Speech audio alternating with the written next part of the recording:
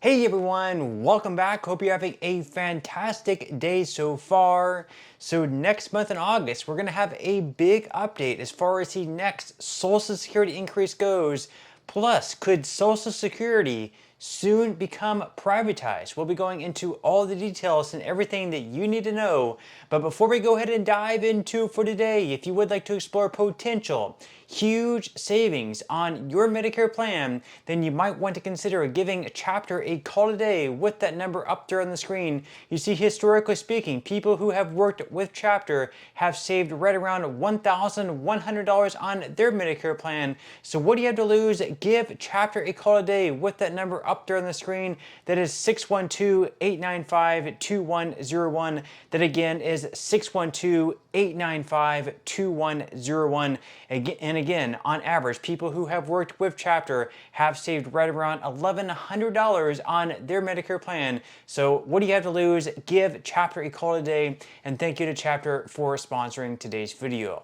Okay, so diving right into it for today. So before we get into the big update coming up next month in August, as far as the next Social Security increase goes, first off, we're going to be exploring the possibility of Social Security very soon becoming privatized. We actually have the Treasury Secretary sort of floating that idea out there, and that all sort of started with the passage of the One Big Beautiful Bill Act, and in that they actually had something called Trump accounts. So basically newborns between the years of 2025 through 2028 are given what's called a Trump account.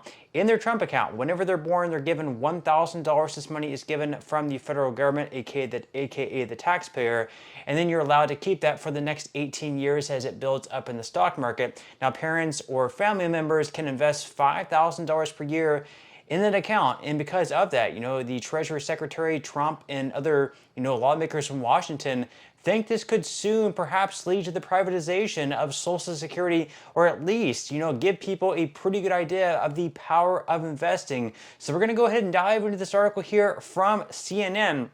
They say that Treasury Secretary Scott Bessent on Wednesday likened the Trump accounts created by Republicans' massive new domestic policy law to a backdoor for privatizing Social Security. Democrats are already launching political attacks. Now, Bessent was discussing the Trump accounts at a Breitbart policy panel. The federal government will contribute $1,000 into these new tax-deferred investment accounts for U.S.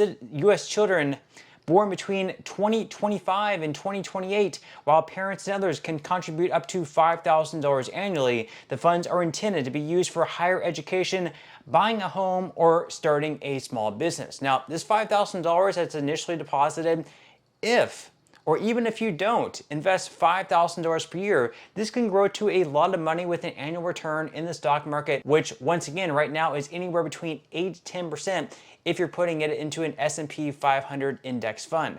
Now, the article goes on to say that the accounts can also be used to help Americans better understand investing and serve as a way to save for retirement, Bessent said. Then he threw out a comment that had Democrats immediately up in arms. He said, quote, "In a way, it is a backdoor for privatizing Social Security. Social Security is a defined benefit plan paid out to the extent that if all of a sudden these accounts grow and you have in the hundreds of thousands of dollars for your retirement, then that's a game changer too." Now, absolutely, if you were to have this account that were to grow in the hundreds of thousands of dollars, and at the age of 18, if you were to suddenly have, $100,000, $200,000, that's going to give you a great start as far as retirement goes. Even if that's not going to be, your full retirement, you can use this money to pay off your student loans. That way you're not paying, loads of interest and a high principal every single month after you graduate college. Or if college isn't for you, maybe you can go to trade school, or perhaps you can use this money to start up your own business. At the age of 18, if you're landing, even like $50,000 is pretty much what the account would grow to, even if you didn't really invest that much more into it from whenever you started receiving the money, whenever you got the money, $1,000 at your birth. That would certainly still grow to a pretty good amount, even if you did not invest the full $5,000 per year.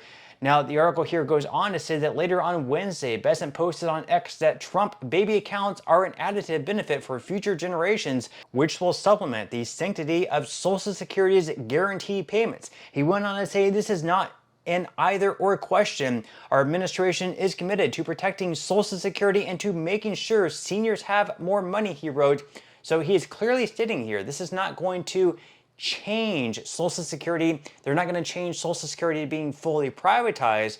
What they're hoping to do is still have Social Security around, perhaps even increase benefits to Social Security, but then on top of that, also have, for future generations, these Trump accounts where once again, they're given $1,000, they can grow over 18 years, have $5,000 per year invested in them, and over time, they can actually grow to a lot of money. We're going to be exploring exactly how much that can grow to here in just a second. Now, they go on here to say that asked for comment on Besant's remark, a Treasury Department spokesperson said that, quote, Social Security is a critical safety net for Americans and always will be. Trump accounts are an additive government program that work in conjunction with Social Security to broaden and increase the savings and wealth of Americans, the spokesperson said in a statement to CNN. So, of course, we do have Democrats on the attack scene. The Republicans are trying to get rid of Social Security. They want to privatize Social Security. They want to remove your benefit. But clearly here, they are stating they want to keep Social Security around. They want to improve Social Security, but they also want to have these Trump baby accounts improve things for future generations and set them up for, being better off having Social Security plus these accounts on top of that, plus perhaps Roth IRAs, 401ks, just put them in an overall better situation. Now, just, hypothetically speaking, $1,000 for someone over 18 years, you can see this investment calculator. We're going to give them a return rate of 8%, even though on average it's, right around 10%, but we're going to settle for 8%. We're going to contribute $5,000 annually to this account. And you can see the imbalance at the age of 18 will get someone to $206,227. It could be even more than that. Again, that is an 8% return based on $5,000 per year invested into the account from family members. That's going to set up someone very, very well to have that much money at the age of 18. They're going to be able to pay off all their college. They're going to be able to buy themselves a car. They're going to, be able to give themselves a head start if they want to create their own business. It's going to put them in a really, really good situation, especially, not everyone's going to have $5,000 to contribute annually to the account, but if they can, it's going to set their child up in a really, really good position. Now, as far as the next increase goes, as I mentioned earlier on in today's video, next month in August, we're going to have a big update on what the next Social Security increase is going to be looking like. And according to the Senior Citizens League, we're going to have right around 76 days away until the next COLA announcement is going to be put out there by the Social Security Administration that is going to take place exactly in the middle of October. And you can also see up on the screen the next release dates for inflation data. So coming up in August 12th, we are going to know the inflation numbers for July. Then the following month on September 11th, we're going to know the inflation numbers for August.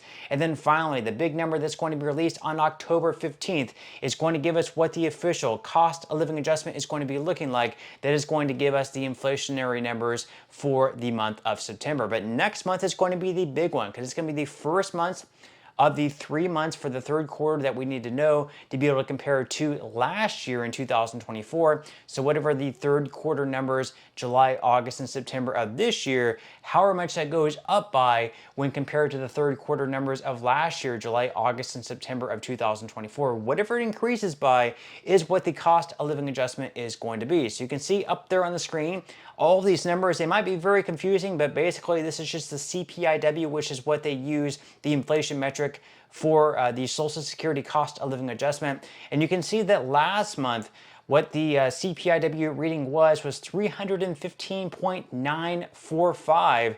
So what we're looking for now is the July number. That again is going to be released next month in August, on August 12th to be exact. And we're going to be comparing whatever next month's number is to the 308.501 number. That was the August number. That was actually the July number for last year. And already, even for June, we're still ahead of last year. We're at 315.945, the CPIW number for June, when compared to July numbers of last year, 308.501. We're actually 2.4% higher in June 2025 than where we were last year in July 2024. So right now, at the very minimum, we're looking at a 2.4% increase.